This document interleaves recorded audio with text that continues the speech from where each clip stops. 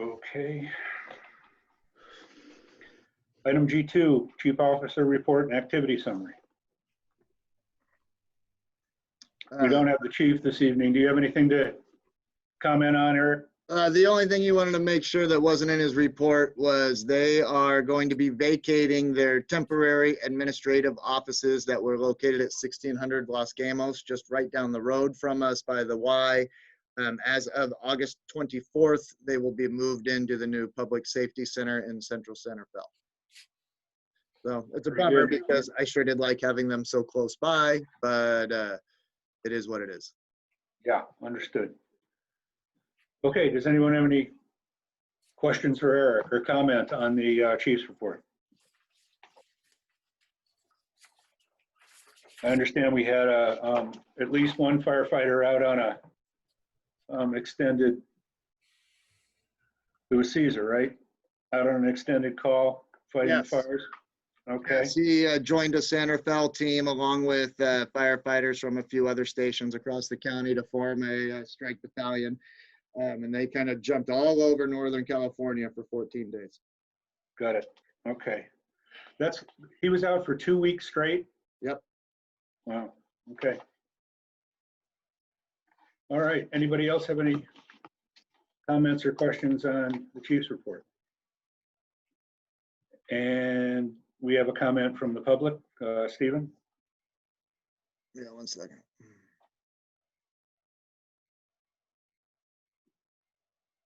Stephen, are you there? Yeah, you didn't. All right, can you hear me? Yes, now. Mm-hmm. Oh, okay. I didn't see it unmute. Okay. Yeah, I'm disappointed the chief isn't here because I actually wanted to ask him a question. I think it was last week sometime, we heard a huge explosion near our neighborhood. It sounded like commercial fireworks going off, and I was a little shaken by that, as were my neighbors. We all got out in the street, and you know, they're working on the gas right around the corner, so there's an extra level of concern. Does anyone know what happened that particular night? I'm sure there were calls in about that. I don't know off the top of my head, but my understanding was the same as yours, that I believe it was a firework, but we can find out. Okay. Okay, so the other thing I just kind of want us to keep focused on is the percentage of calls that we are making outside of our district, and note that we are funding all the pensions, all the everything, and you know, we've got to change our relationship with San Rafael. Hopefully to merge it, I think that would make the most sense. But in merging, we have to make sure that we are fair to the taxpayers. What is going on now, I think, is unfair to the taxpayers, and it's actually unfair to the firefighters too, who deserve to know that someone is going to back up their promises, the promises that have been made to them. So please continue to work on that. I think Eric made a suggestion that is exactly what he's up to. So I just wanted to kind of say thank you and keep at it. Thanks. Thank you, Stephen. Okay, item G3, next Fire Commission meeting, September 1st. And we'll move on to item H, Park and Rec matters. Draft minutes of the PNR Commission meeting of July 28th. Any questions or comments?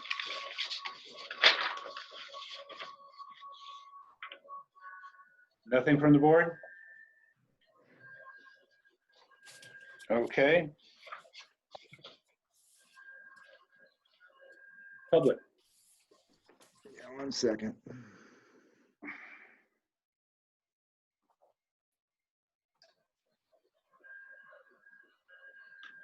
Yes, go ahead, Stephen. Yeah. So, I mean, how can you tell what's going on here? It's really, These reports, they're unacceptable. You're also recording them, and they could, you can make this stuff public, but we want to know what's going on in both our fire commission as well as our park and rec commission. It's not a private government here. I know sometimes that you think people don't care, but we all care. All of us actually use the outdoor space, and of course all of us depend on our firefighters. So if this is what we're paying Tiffany to create, I think maybe we need to reevaluate the value that taxpayers are receiving for this basically report that has absolutely no meaning. And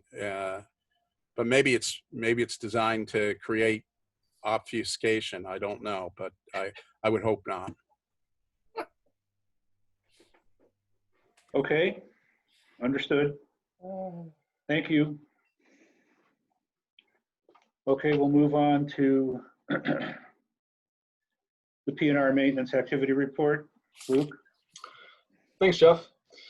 So right now we're wrapping up, well, I guess we're 2 days into our final week of our summer camp program, our 9th week this summer, and it's gone extremely well. We're very pleased with just how smoothly things have gone in spite of a lot of new regulations and guidelines to be following. The staff and the campers and the parents have all adapted extremely well and worked together to allow us to run this program in a way that provided a quality child care program for we served about 378 individuals this summer, and I'm just extremely happy with how it went. Very appreciative to our part-time counselor, camp director staff, as well as our full-time staff working to put this summer on. And I'm very glad we were able to do this in spite of some of the challenges that were presented. So we've got just a few days left, and everything so far, no big drama to speak of beyond the normal hiccups that happen in a normal summer. So I'm very pleased about that. As mentioned before, we were able to open the pool on July 20th for lap swim with some limitations, and I'm very pleased with how popular that's been. We've filled almost every time slot that's been available, and we're continuing to open up things for the fall. And we'll be announcing the fall schedule of swimming shortly as we finalize our staffing situation and when the lifeguards that are in high school get their schedules and know what we're able to continue through the fall. So we'll be announcing that soon, but so far it's been nice to be able to offer at least some lap swim availability to the public, and it's been really nice to see some of our regulars back out there getting some exercise and enjoying the pool. So that's been great. As Eric mentioned, we are still awaiting guidance on what we're allowed to do this fall for our recreation programming, but we're tentatively planning to continue with our preschool program in some capacity and our after-school program in whatever capacity that we're able to do. And we've made plans with what we think the guidelines will allow us to do, and we're expecting to receive the official guidance sometime this week as to what what types of programs we'll be allowed to run this fall. And so our preschool program, our normal traditional program, we've decided to push back a little bit, and in the meantime we will run an alternative program that's a little bit smaller, more outdoor based, and shorter hours, just to be able to accommodate a program for the preschool age group until we're allowed to run a more indoor traditional program, which we will get started as soon as it makes sense to do that. So we're still putting the details together and getting all that information, and we'll be announcing what all those programs will look like in the coming weeks once we know for sure what we're allowed to do. But the rec staff has been working really hard, working with the other rec departments in the county, and putting together kind of plan A, plan B, plan C of if they say this, we'll be able to run this type of program. If they say this, we'll run this type of program. And just making sure that we're ready to go. So once the guidelines are announced, we can kind of pivot and get that up and running as soon as possible. We really want to be able to provide program for the kids that have been cooped up at home. They're going to be doing school from, virtually, and we want to be able to provide a place for them to come and get away from their houses and get some other environments and alternative activities. So we're excited to be able to do that, and we will be launching that as soon as we're kind of given the green light and we can mobilize for that. We're also hoping to receive guidance on other types of recreation programs for like our recreation classes for youth and adults. I believe we're going to be limited mostly to outdoor programs, and so we're working on planning a schedule for those. We're hoping to have some indoor program opportunities, but we're just going to have to wait and see what the health department tells us we can do.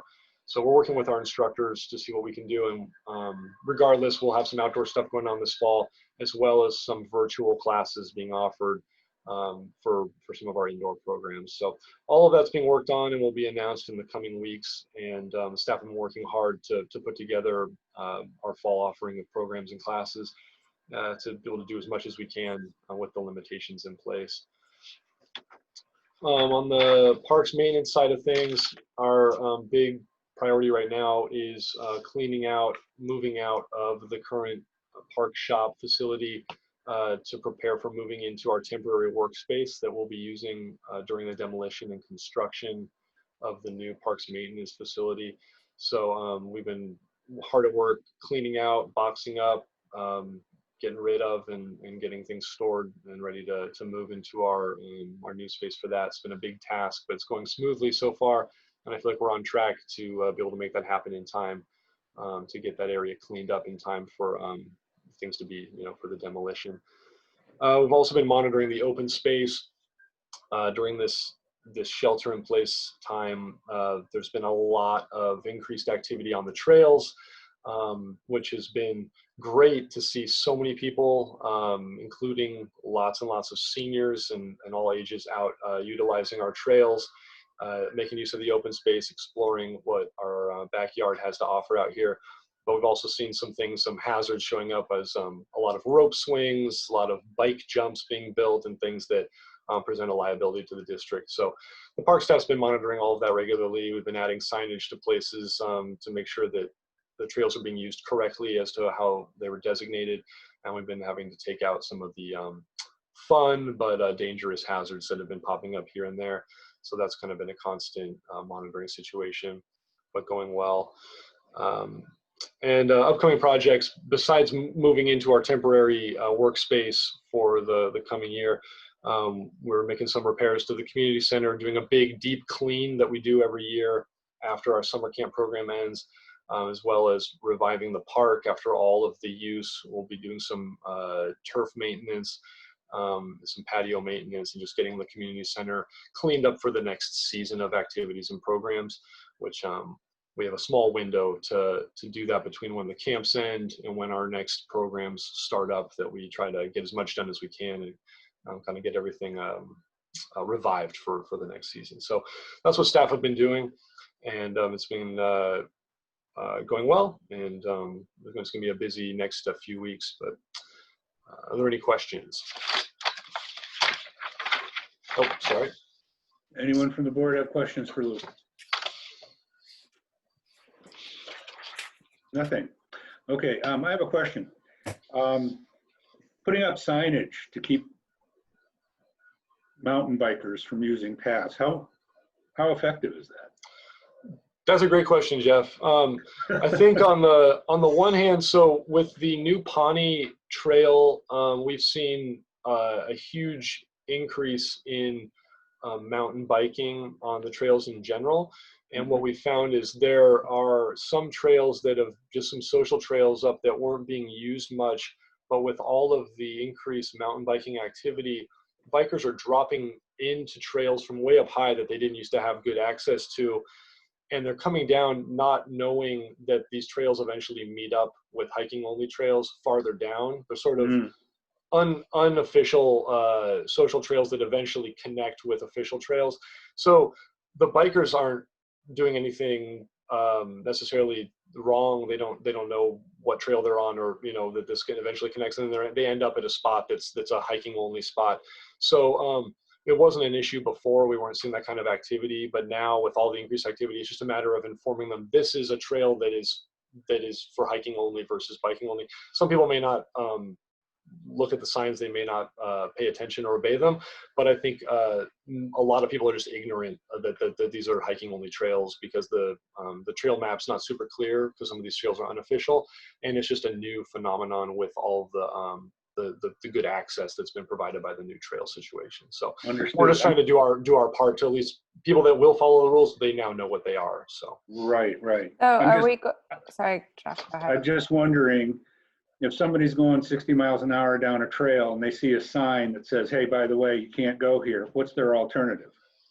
Well, we're trying to put the signage at the start of where these trails would meet. So if they're coming down Queenstone Fire Road, and then there is a social trail that goes down that will eventually connect with the Blackstone Canyon Trail, the Horn Trail, at the place where they would make that transition, that's where to say, this is a hiking only trail, no biking permitted. They could continue down the Fire Road as opposed to. Okay, so they do have an alternative.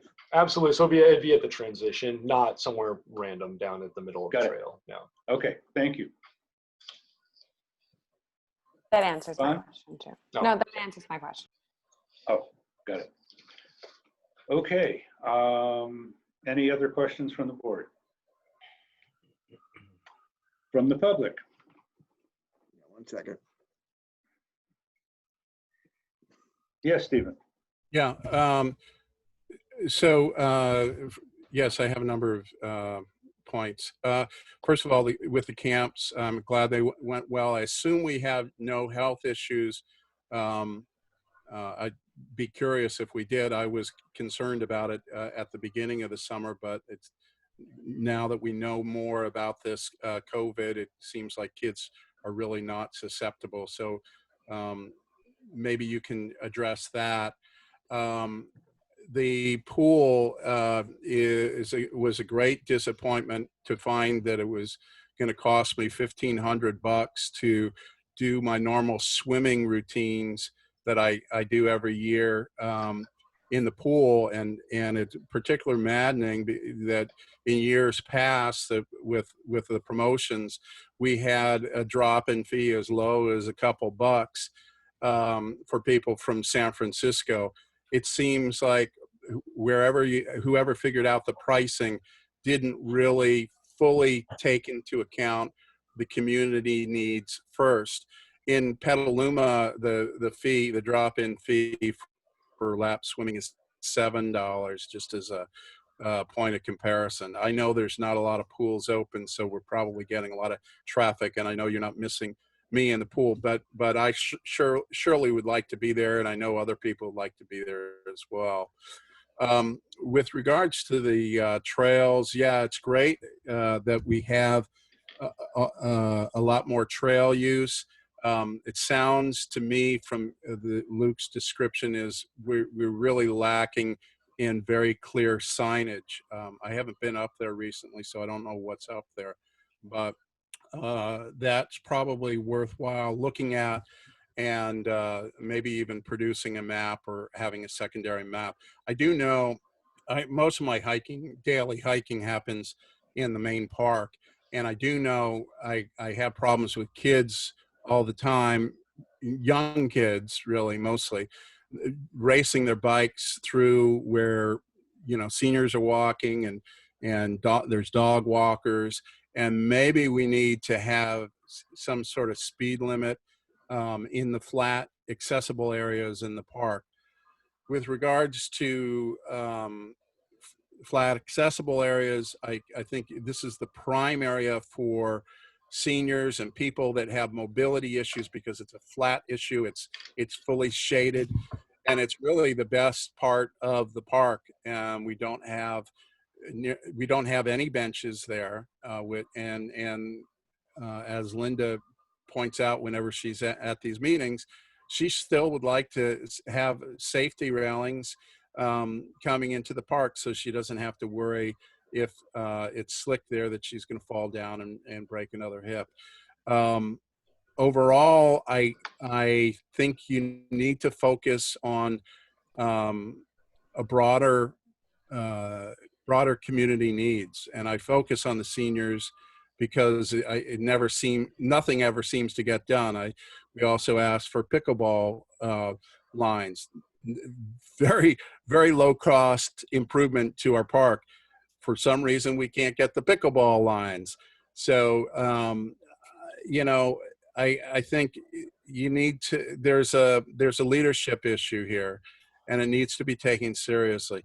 Now, as far as the other programs go, hopefully they're going well. I just wanted to make note of another thing is, a lot of times I come by the park at like 1:30, 2 o'clock in the afternoon, and it looks like everyone has gone home for the day, and I don't, and it's pretty regular actually that I see that. I assume our guys are working full time, but gosh, I think if we're paying them full time, they should be working full time, and maybe Luke can speak to that. Okay, thank you, Stephen. Any comment? I mean, I'm happy to address any of that if, there's a lot of points made there. Yeah. If anyone wants to hear, but one couple things just that I feel are worth noting there is, fortunately, we did not have any known cases of COVID-19 in our camp program this summer, so we're really thankful for that. We did not have to shut down any of our 12 kid pods this summer, so very grateful that our program was able to run as planned all the way through, at least through the second day of week 9. So that's great. As to some of the other points there, yeah, definitely with the increased activity on the trails, signage is something we definitely have looked at.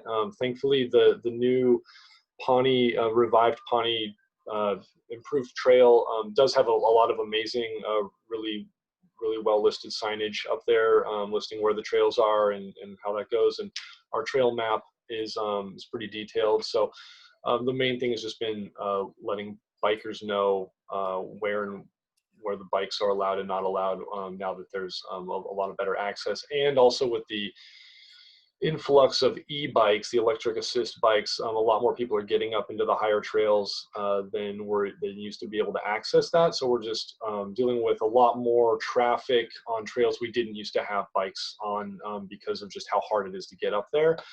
So we're just adapting and adding information as we can. And I've been working with a couple different people, including some of our firefighters that are mountain bikers, and just to see where are people, where's the traffic going, and where are the conflicts, and where are we finding issues, and we're trying to address those as we can. So it's an ongoing process, but ultimately the trails are everyone's been very respectful. The hikers, the bikers, and things have been going very well. We're just trying to prevent any accidents or people confronting each other in a way that they weren't expecting. So that's been going well, but we still have more to do, and we'll be continuing to work on that. So I think that's pretty much all I wanted to address there. Very good, thank you. Jeff, if you don't mind, if I could follow up. 2 weekends ago, my wife and I hiked the Ponte Ridge Trail all the way up to the top, to close to where it met up with Queenstone. I can attest to the e-bike. We saw plenty of those. And we saw plenty of other people hiking, a lot of bikers on that path. That said, and even for my wife, who doesn't do a lot of hiking in that kind of environment, everybody was incredibly courteous. Everybody, I would say 90% of the bikers would mask up as soon as they saw that they were coming up against somebody. Every single hiker was masking up as soon as they saw people. The county is working on signage as part of that project as they move along, and they're also working on trying to eliminate many of the social trails that are unauthorized that have built up over the years. They're still in process of completing this project.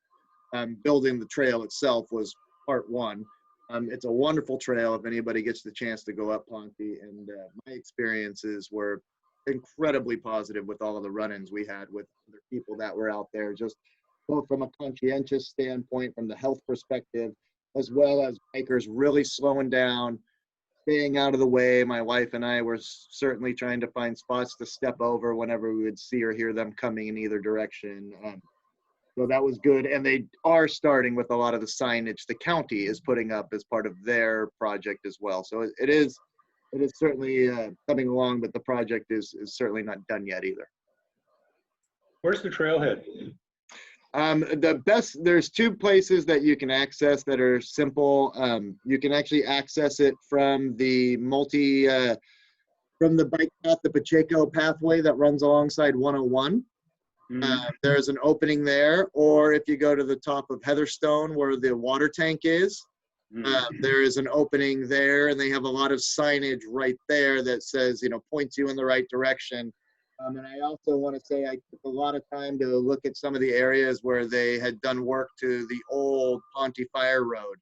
And that is all coming across very good too, in terms of renaturalizing it.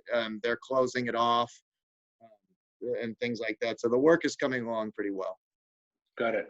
I have a question for you. I take a walk, about a 2.5-3 mile walk every morning, and I am not wearing a mask. Am I breaking the law here? You are supposed to be wearing a mask if you are within 6 feet of somebody else, in the event that you cannot provide that level of distance.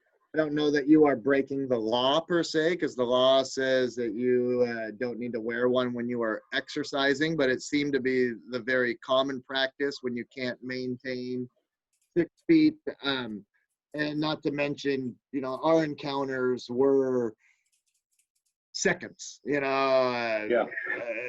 weren't long encounters when we would see somebody. We stopped and talked to a few people occasionally, and at those times, we put on a mask because everybody else was, and it felt like the socially acceptable and responsible thing to do. So we carried them in our pockets. When we saw people, there's points of this trail that are fairly narrow and without a lot of easy area to just step off to the side. So as a courtesy, we would put them on when we saw people hiking the other direction or biking towards us in either direction. Got it. Okay. It was unclear to me whether I needed to have one with me or whatever, but I try to start in the dark and hopefully not see another human being when I'm taking my walk. But, okay. Thank you. Hello. Bill? If anyone's interested, John Campo's going to update on the Ponte Fire on the next commission meeting. Correct. Thank you. Okay. Where are those being held these days? Do you have them outside, or you have them? No, we have them right here in this same conference room that we're meeting right now. Oh. Yeah. So if a bunch of strangers show up in your living room, Jeff, that's us having a meeting. Oh, okay. I thought maybe we used to meet around a picnic table. Yeah, no, they're all being conducted virtually, just like They this. are. Okay. As well All as right. the fire commission. Okay. Health nuts. Okay, very good. But thank you, Bill, for that. Okay. Next next PNR commission meeting is the 28th of July. We'll move on to item I, board member items of interest, requests for future agenda items. Anything from anyone on the board? No? This is I'm gonna not delay us too much longer, but this is something that occurred to me while I was getting ready for this meeting. It's that time of year when we would normally be going out, I think on Friday nights, for those music in the park events. And I just wanted to say, I sincerely hope that we get to do those again next year, because I'm missing them. I really am. And just to recognize Bill Hansel for all the work, and Luke for all of the work of putting those on. I certainly hope they come back. Anybody else have anything? Okay. Public? Yeah, 1 second. Go ahead, Stephen. Yes. Actually, Luke didn't address a couple the issues. I was concerned about problems in our main park along, I guess what you call the dog bone. There's a lot of seniors there. They have walking sticks. They're elderly, some very elderly, and this park of ours is just a godsend. And there are things we can do to address this population. So that was number one. I really, please don't ignore this problem. They're taxpayers. They have a right to use our parks just like everybody else. And then also there was actually nothing said about the point of are our guys working full time. I hope that I don't know, they probably don't punch a clock, but it really reflects poorly on the management to see that there's no one working in the park. And I realize that's kind of a harsh statement, but I want you to keep your eye on the ball here. This is work, and we expect them to work during work hours, and doesn't seem like it's getting done. The other thing is the equity, how the pricing was figured out has never been explained with the pool. Jeff, I don't know if you're continuing to swim, but basically the way that this was priced, it was just too much. It's too much for me. Apparently you're hiring high school kids to be lifeguards, but the way I look at it is, well, gosh, some of the staff have the same qualifications, and they actually have had a lot of time off. Maybe to reduce costs, we could utilize them for lifeguards during these periods. So I guess there's just not a lot of the focus seems to be on the staff, on the insiders, and really very little consideration for the public and the taxpayers. And I hope you refocus that. Oh, and there's one last thing too, and that is I brought this up last month. It hasn't changed, but the Friday night beer parties in the park. In my opinion, I love to see guys out there having fun, and I understand relaxing with friends are good, but in these COVID times, I mean, basically, I'm sure there's a lot of people that will not walk past that group because no one is social distancing, and it's not right. We're a community, and we need to consider everybody who may be at risk for developing, COVID. So if you're going to do anything regarding safety, maybe we could look at ways to educate the guys about social distancing, and they're not going to like it, of course, but it is the responsible thing for adults to do. Anyhow, so I threw a lot of stuff in there, but anyhow, in general, things are going well, and I'm glad that we're getting through this difficult period. Thank you, Stephen. Appreciate it. Okay. Anything else from the board or the public? Jeff, before you adjourn, I noticed about probably over halfway through the meeting that it wasn't recording properly. So I think we're gonna have an issue with this recording, and I restarted the recording process right around the time we started talking about fire. So we might have some issues with the recording of this meeting. I see. Okay. God bless technology. Yes, indeed. All right.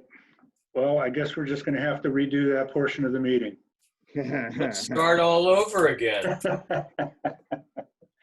Okay. If there's no further business, could I have a motion to adjourn?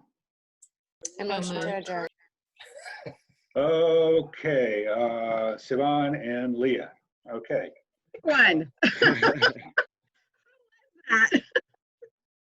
You want to poll us Sivan all gets, if we're ready? Sivan gets I'll it. I'll take do the it. second. Okay. We're done? We're not going to poll? Oh, sorry. Board President Naylor, Aye. Director Green, Aye. Director Oysterman, Aye. Director Shea. Aye. Hey, that's the first time I've heard him say aye all night. That's great. I said aye in the beginning. He approved the All right, consent everybody. calendar. Have a good night, all. Thank you. Thank you. Yeah. Stay safe. Yeah, you too. Good night. Good night.